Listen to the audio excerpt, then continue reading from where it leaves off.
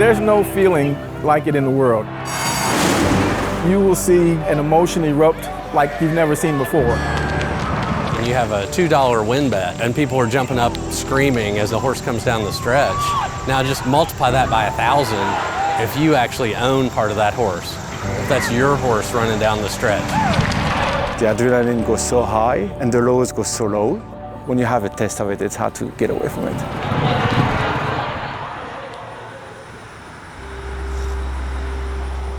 I actually grew up here locally, about a half-mile away in the old Bluegrass Aspendale project area. And my street was a huge oval. We were basically living and playing on hallowed ground. And that hallowed ground was the old Kentucky Association.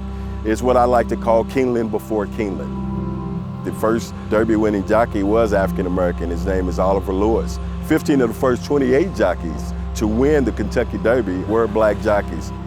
And they were superstars. They were well known in the community. You had trainers who were African Americans, and they were a large part of racing. And then, unfortunately, at the turn of the century with Jim Crow laws, they essentially got pushed out.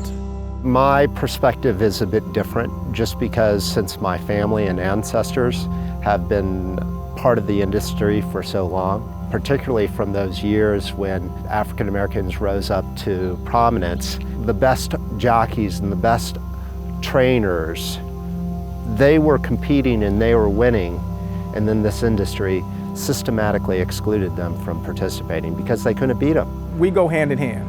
This industry doesn't exist without the African American community. The African American community doesn't exist without thoroughbred racing. So we just have to find that common ground of how we can collectively find new ways, new opportunities to work together. Last fall, a friend of mine and I were talking here at Keeneland at the sales about maybe doing a racing partnership that was intentionally diverse and inclusive. As One Racing, I love our mission to be inclusive as far as a diversified, unified conglomerate of folks to getting together. Instead of buying a horse out whole, there you can provide a percentage to a horse and get the experience and the culture and all of the fun that you see on TV that the ownership people have. It's not even a VIP view, it's you are the owner. Even if it's 12% or 10% or 5% of the horse, you'll have the reports. You'll be feeling the adrenaline before the race.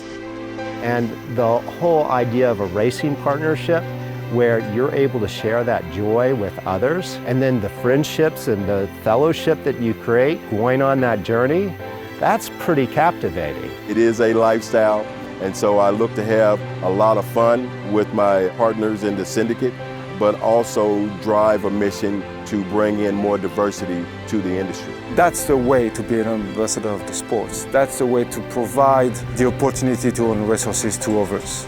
The industry for a long time has talked about growing the sport, introducing new fans, welcoming new people.